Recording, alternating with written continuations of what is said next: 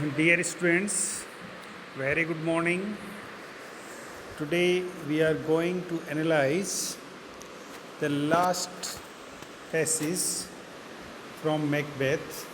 So far, the important extracts for explanation are concerned, and by then we will be finishing this play Macbeth. And in the next few lectures, 2 or 3 lectures, we will discuss some important issues about Macbeth regarding the questions. So, for now, we have this text which is from Act 5, Scene 8. We all know very well that now there is a battle between Macbeth and the army of England with Malcolm and Donnermill and Macduff, etc. They all have attacked upon Macbeth upon the Dunsinane Hill, and now Macbeth is surrounded by all sides and he finds no way to go out. But he determines to fight with confidence, and he wanted to die fighting in the battle. He doesn't want to escape. He doesn't want to run away from the battlefield. So, this is the last dialogue spoken by Macbeth. I am speaking here, I recite it, then we will explain this dialogue. I will not yield to kiss the ground before young Malcolm's feet, and to be baited with the rebel's curse, though Burnham would be come to Dunsinane, and thou opposed, being of no woman born, yet I will try the last before my body I throw my warlike shield, lay on Macduff, and damned be him that first cries, hold enough. So this is the dialogue. These are the words spoken by Macbeth. Macbeth to Macduff. You know very well that in the field, first Macbeth meets young Siward, and both of them fight, and then we see that the Siward is killed by Macbeth. Now Macbeth recalls the prophecies of the witches and goes to look for further victim. So he remembers the prophecies. And what were the prophecies? That he cannot be defeated until the Birnam wood comes to the Dunsinane. He cannot be killed by the one who is born of a woman.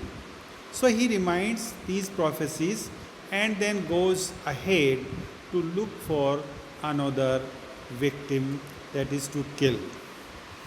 Then there enters Macduff. And Macduff is also looking for Macbeth.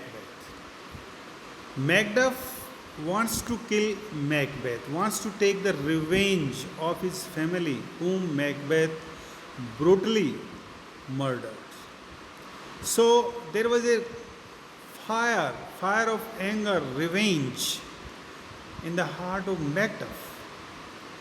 So Macduff now enters, and Macbeth and Macduff, both of them meets together, face together. Then Macduff challenges Macbeth, and they exchange words of war with each other. So Macduff challenges that Macbeth, now it is your death. Now come and fight with me. If you are brave, then you will be saved. And if you cannot fight, if you don't have courage, then I will definitely kill you. So Macbeth wants to take revenge of his family, okay? And Macbeth says to Macduff, what he says? That he remembered, that he recalled the prophecies of the witches. So he says he cannot be killed because his life is protected by the spell. His life is protected by a spell, जादू. जादू से उसका जीवन सुरक्षित है. इसलिए Macbeth कहता है कि he cannot be killed.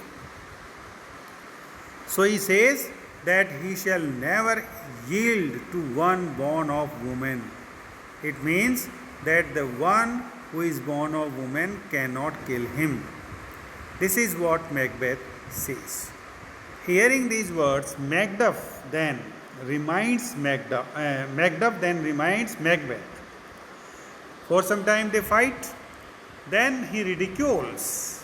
Macduff ridicules Macbeth by saying that his magic is nothing and he will get despair and he will be disappointed from his life if he believes in that magic, because he tells that let your angels inform whom you served that I am not born of a woman in the natural course.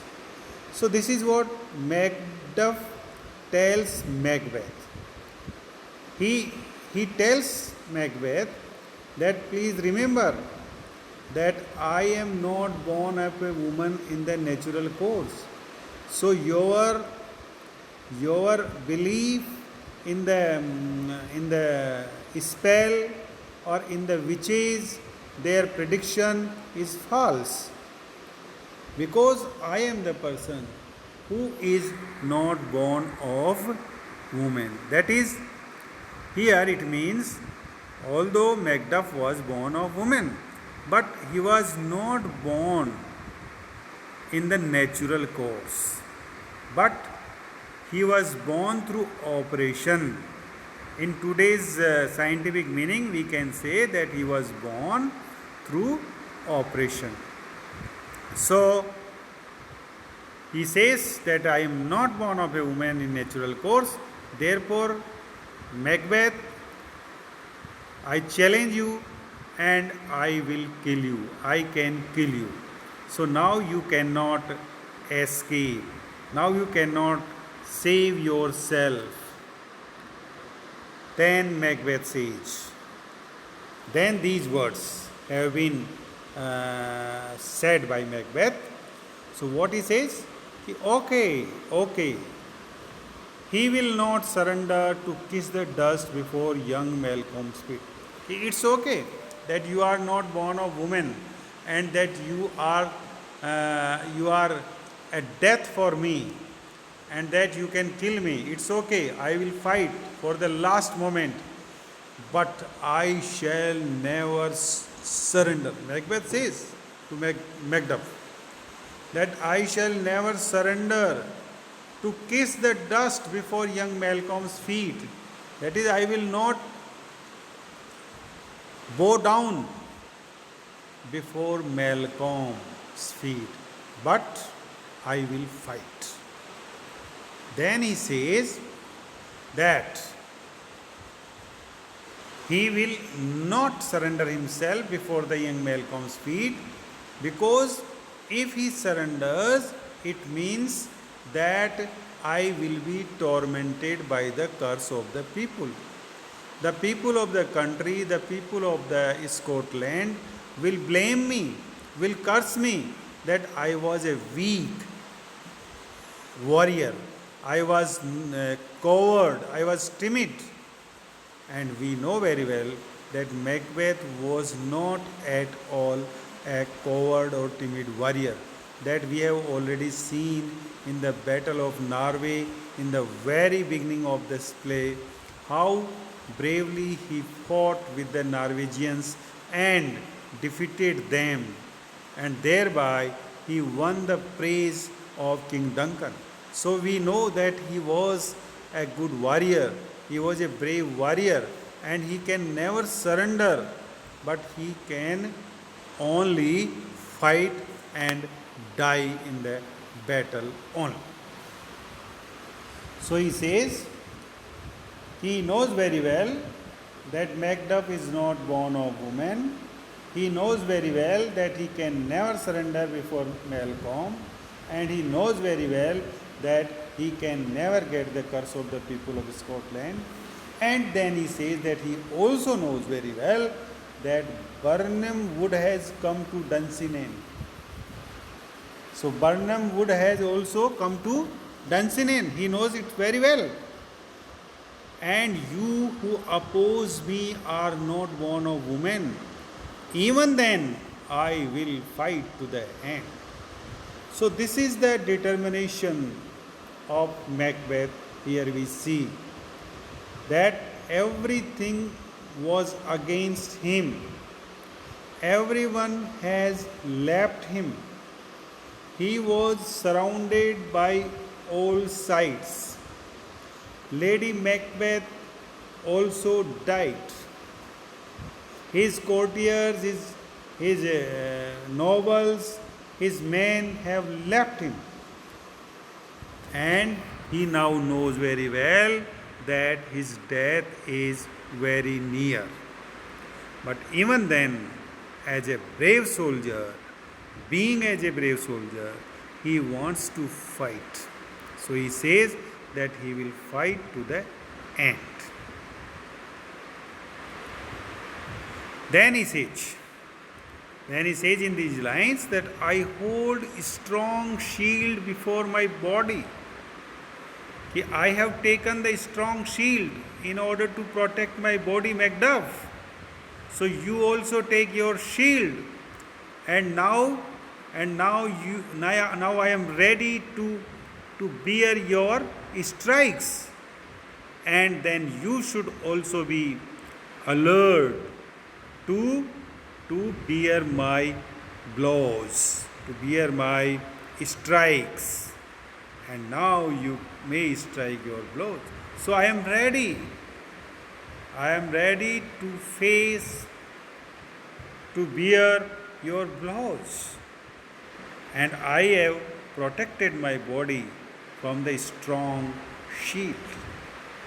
So we will fight. And he will be cursed. He will be cursed who cries first to stop fighting.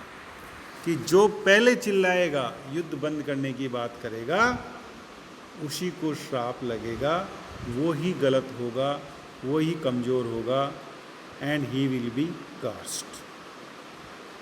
So this is how we see Macbeth speaks to Macduff and fights with him to the last point. So he says, as in these lines, just we repeat, last three lines, before my body I throw my warlike shield. That is, I have taken warlike shield to protect my body. There is the shield. So Macduff, lay on. That is, throw your blows, strike, you are free to attack. And damned be him that first cries, hold enough. That is, he will be damned. He will be cursed who first cries that stop the war, hold enough. That is, it's enough. That is, he cannot fight. So जो पहले हारेगा, जो पहले चिल्लाएगा, वो ही हारेगा. This is what he says in these lines. Then what happens, dear students, that the war is continue between them, and in the end we see that Macbeth is killed by the hands of Macduff. And that is the tragic end of this play. Macbeth fights fiercely with brute courage against tremendous odds. Tremendous odds means there were all the different conditions before him. They were fearful. Even then, he fought. He continues fighting but only as animal will fight for life. So he continued his fighting, but he fought just like an animal fights for his life, because it was destined that he will be defeated. It was destined that he will be killed by the hands of Macduff. So we close the play feeling pity for Macbeth. Definitely. In the end, we feel a little pity for Macbeth, because we have seen Macbeth good qualities, and then after having murdered the King Duncan, definitely we hated him, we disliked him, and we also feared of him. But later on, when we saw that everyone has left him, everyone went out, and even Lady Macbeth also died. Nobody was with him in the end. So we feel a little pity for him, that what a brave soldier and what was the end. So, deserted by Danes, cheated by his last hopes, because the witches also cheated him. Witches assured him that he cannot be killed by the person who is born of woman. That was a kind of cheating thing. So the prophecies of the witches. So Macbeth faces earth, hell, and heaven. So he faces all the things. Supernatural elements also cheated him. His defiance shows that there is something sublime in him. So his own defiance, his own appeal, attitude shows that there is something sublime, there is something goodness in him yet, and therefore we cannot help sympathizing him. That is, we will definitely have sympathy for him, for his tragic end. It is but justice that Macbeth should meet with his death. कि न्याय की बात तो ये सही है कि Macbeth को मृत्यु होनी ही चाहिए थी, क्योंकि उसने जो कर्म, जो दुष्कर्म जो किए, जो मर्डर किया किंग डंगन का, जो हत्या करी, जो पाप किए, अत्याचार किए, उनकी सज़ा तो एकमात्र मृत्यु ही थी. So that was a kind of justice. So here we see the poetic justice. This is the poetic justice that the evil should be punished, that the goodness or the good should be awarded. So this is what we see in this play. And at the hand of man he had wronged most. So Macduff को सबसे गलत समझा था इसने, जबकि Macduff इतना गलत नहीं था. अगर मैकडफ को ये साथ रखता तो the story would have been different. So dear students, this is what we have for today, and in our next lecture we shall discuss some questions regarding this play. We will discuss some issues, important issues of this play. Till then, thank you very much. See you.